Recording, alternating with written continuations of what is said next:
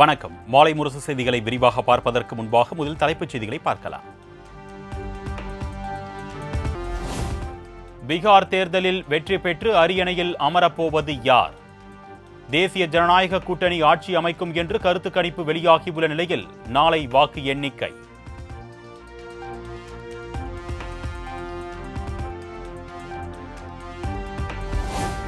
தமிழ்நாட்டில் இதுவரை 5 கோடி SIR படிவங்கள் விநியோகம். சுமார் 68,000 BLO அதிகாரிகள் SIR பணியில் ஈடுபடுத்தப்பட்டிருப்பதாகவும் தேர்தல் ஆணையம் தகவல்.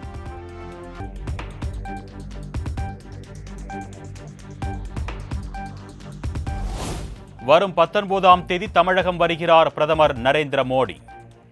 கோவையில் நடைபெறும் இயற்கை வேளாண் கூட்டமைப்பு நடத்தும் மாநாட்டில் பங்கேற்க இருப்பதாக தகவல்.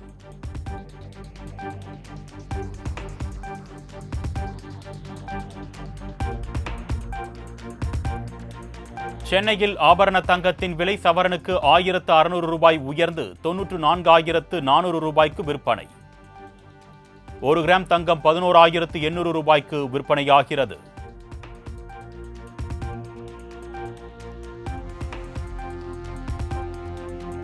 சென்னையில் வெள்ளி விலை ஒரே நாளில் கிலோவுக்கு 9,000 ரூபாய் உயர்வு.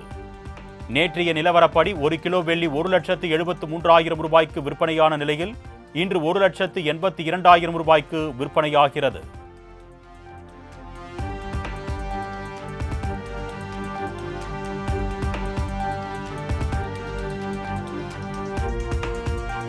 சாலை வரி பிரச்சினைக்கு சுமூகமான தீர்வு கிடைக்கும் வரையில் வெளி மாநிலங்களுக்கான 600 ஆம்னி பேருந்துகள் இயங்காது. அனைத்து ஆம்னி பேருந்து உரிமையாளர் சங்கம் அறிவிப்பு.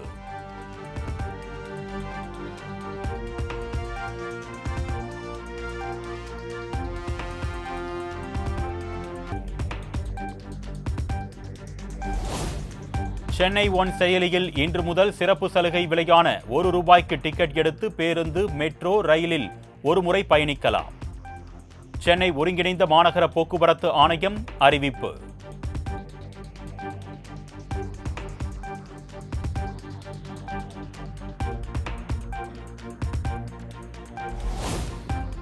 UPSC தேர்வில் வெற்றி பெற்றவர்கள் நேர்முக தேர்வு பயிற்சிக்கான ஊக்கத்தொகை பெற விண்ணப்பிக்கலாம் என்று தமிழக அரசு அறிவிப்பு.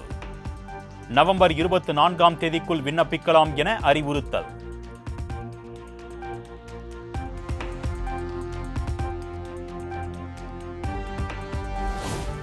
ஈரோடு அருகே பட்டாவில் பெயர் சேர்க்க 20,000 ரூபாய் லஞ்சம் வாங்கிய கிராம நிர்வாக அலுவலர் மற்றும் மண்டல துணை வட்டாட்சியர் கைது.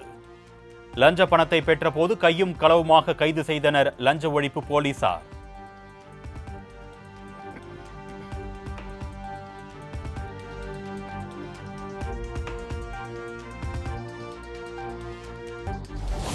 அமேசானில் ஐபோன் ஆர்டர் செய்தவருக்கு குழந்தைகளுக்கான பாடி வாஷ் டெலிவரி செய்யப்பட்டதால் அதிர்ச்சி. அமேசான் நிறுவனத்திடம் முறையிட்டும் நடவடிக்கை இல்லை என்று வாடிக்கையாளர் குற்றச்சாட்டு. ஒரு சில விஷயத்துல நம்ம பண்ண முடியும். ஸோ IMEIcheck.comல போயிட்டு பார்த்தா இதுல கொடுத்த அந்த சீரியல் நம்பரும் அந்த வெப்சைட்ல வந்த சீரியல் நம்பருமே வேற வேற சார். ஸோ இது வந்து பியூரா ஒரு ஃப்ராட் பண்ணியிருக்காங்க. இதை பத்தி நாங்க திரும்பி அமேசான் கிட்ட போயிட்டு ஒரு மெயில் போட்டு கேட்டா அவங்க வந்து சரியான ஒரு ரெஸ்பான்ஸே பண்ண மாட்டாங்க சார். என்ன சொல்றாங்கன்னு கேட்டீங்கன்னா, நீங்க வந்து எங்களுக்கும் மேல இருக்க ஆபீசர் கிட்ட பேசுங்க, நீங்க எங்க கிட்ட பேசி ஒரு பிரோஜனமும் இல்லை, இந்த மாதிரி நான் ஒரு வார்த்தைகள் வருது.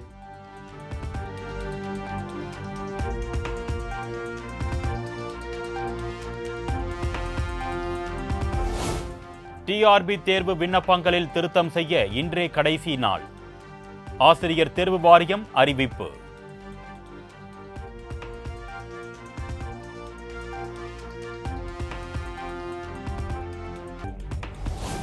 பழனி முருகன் கோயிலில் இன்றும் நாளையும் ரோப்கார் சேவை ரத்து.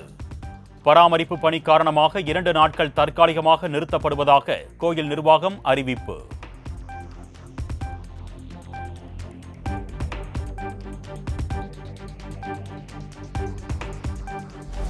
நெல்லை, தூத்துக்குடி, தென்காசி மாவட்டங்களில் வெளுத்து வாங்கிய கனமழை. திடீரென பெய்த மழையால் வெப்பம் தணிந்து குளிர்ச்சியான சூழல்.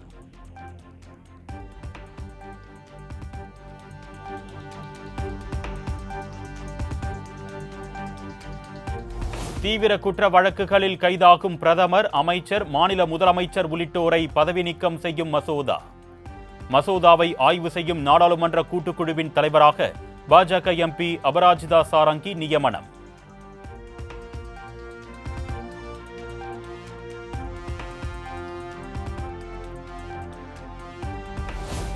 ஏற்றுமதியாளர்களுக்கு 25,000 கோடி ரூபாய் ஊக்கத்தொகை திட்டத்திற்கு மத்திய அமைச்சரவை ஒப்புதல். மத்திய அமைச்சர் அஸ்வினி வைஷ்ணவ் தகவல்.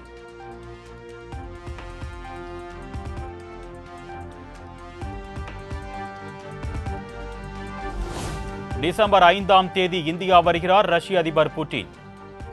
யுக்ரைன் உடனான போர் தொடங்கிய பின் முதல் முறையாக இந்தியா வருகை.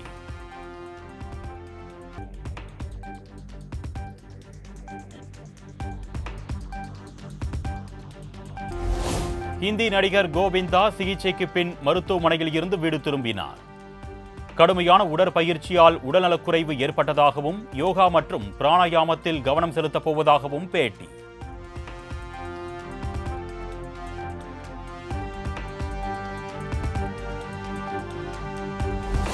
கும்பமேளாவுக்காக 5,657 கோடி ரூபாய் மதிப்பிலான வளர்ச்சிப் பணிகள். மகாராஷ்டிர மாநில முதலமைச்சர் பட்னாவிஸ் தலைமையில் இன்று பூமி பூஜை.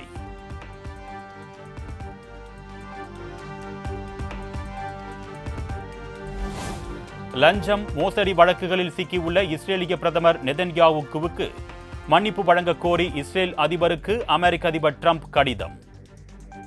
நெதன்யாகுவுக்கு எதிரான வழக்குகள் அரசியல் ரீதியிலானது என்றும் கருத்து.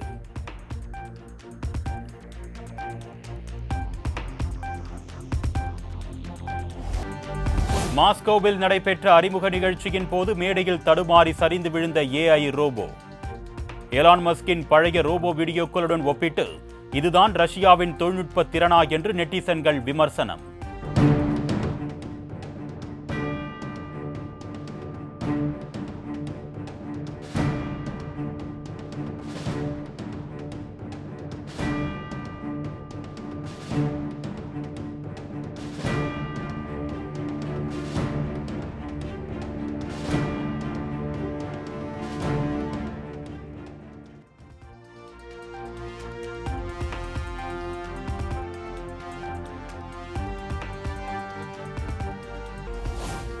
இஸ்லாமாபாத் தாக்குதல் காரணமாக பாகிஸ்தானில் இருந்து வெளியேற விரும்பும் இலங்கை அணி வீரர்கள் தொடரில் இருந்து பாதியில் வெளியேறக்கூடாது என்றும் விலகினால் நடவடிக்கை எடுக்கப்படும் என்றும் எச்சரித்த இலங்கை அணி நிர்வாகம்.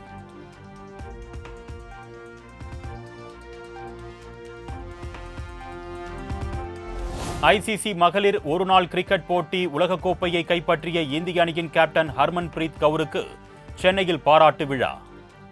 மாணவிகள் உற்சாக நடனமாடி வரவேற்பு.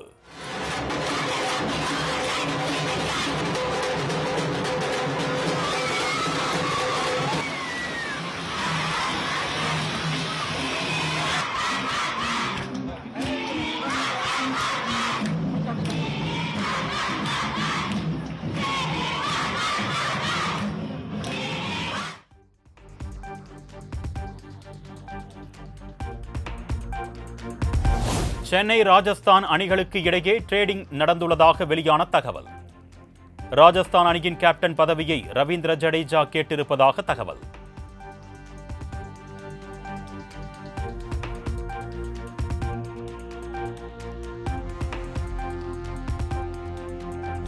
அடுத்த மாதம் 15 அல்லது 16ஆம் தேதி 19வது IPL கிரிக்கெட் போட்டிக்கான வீரர்களின் மினி ஏலம்.